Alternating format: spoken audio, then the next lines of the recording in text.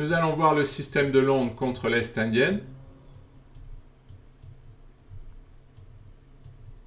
Fou G7, E3, D6 et la H3. Les blancs se donnent une case pour leur fou.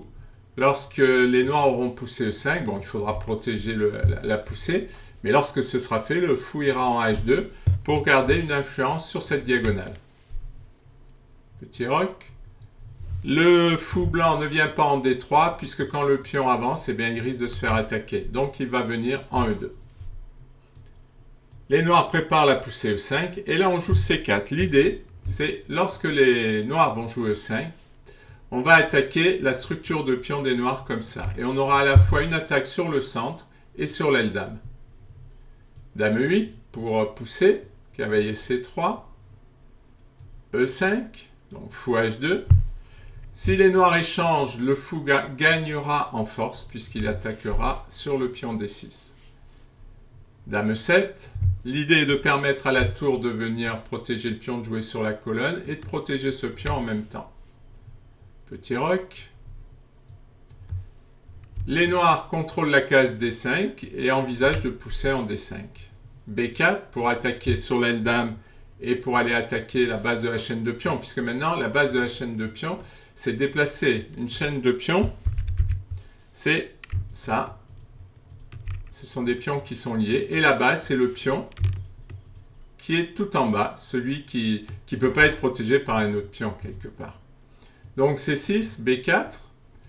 Alors, la véritable base de la chaîne de pions, c'est ici. Mais en fait, les blancs veulent attaquer le pion C6 pour obliger les noirs à reprendre et s'en prendre au pion C6.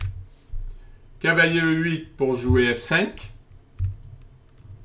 Pour attaquer sur l'aile roi. B5, F5, chaque camp fait son plan. Mais les noirs n'ont pas assez envisagé les conséquences de l'ouverture de la diagonale. Et ça va causer leur perte. Les blancs échangent. Dame A4 pour attaquer le pion qui est sur une case blanche. Les blancs vont attaquer sur les cases blanches. Et un coup naturel, fou B7 pour protéger le pion, va mettre les noirs en danger puisque ceux-ci ont de gros problèmes de développement. Là, leurs pièces sont mal placées. Ils ont cette faiblesse de case blanche et ils ont un fou qui n'est pas protégé et qui va être difficile à défendre. Les blancs jouent C5 avec la menace dame B3 échec qui attaquera le fou et le roi. Et là, c'est très difficile de défendre. Par exemple, sur D5, on peut attaquer le fou. Si le fou s'en va, on mange le pion. Si la tour protège, on mange celui-là. Et si le cavalier s'en va pour que la dame puisse protéger le fou, eh bien, c'est le pion E5 qui tombe. Donc, gros problème.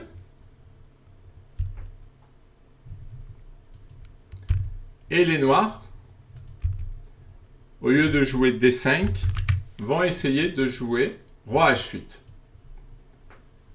Ils anticipent la fourchette. Mais le problème reste le même. C'est-à-dire qu'on va attaquer le fou. Les noirs échangent pour se débarrasser de leur obligation de protéger ce pion. Ça les libère.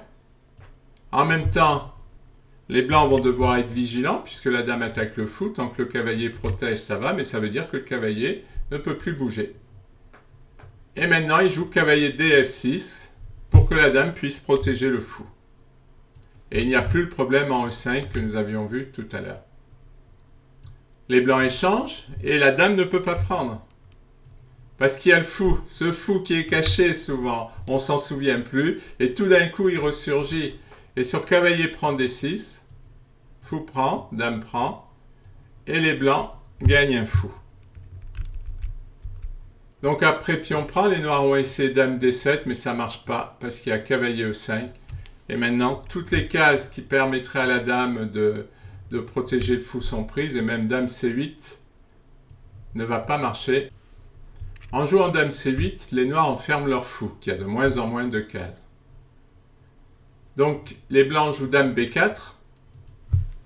Ils menacent le fou, puisqu'ils l'attaquent 2 fois.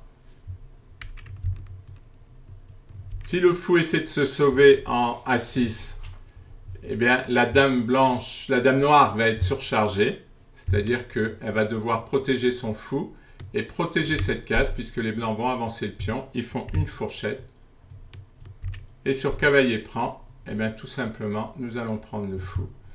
Et la dame est obligée de se sauver. Et nous gagnons une pièce. Tout ça, c'est dû au manque d'espace. Donc, au lieu de jouer fou A6, les noirs peuvent essayer tour B8. Et nouveau problème, une découverte. Donc, les blancs vont avancer le pion. Et sur cavalier prend, pour empêcher la fourchette, cavalier prend, on a gagné un cavalier et on a une menace sur la tour. C'est le manque d'espace qui fait qu'il y a toutes ces combinaisons, parce que quand on ne peut pas bouger ces pièces, c'est dramatique. Je reviens en arrière, donc au moment de cavalier E5. Donc nous venons de voir que dame C8 ne fonctionnait pas. Et bien la partie est perdue, dame D8, et puis le fou est perdu.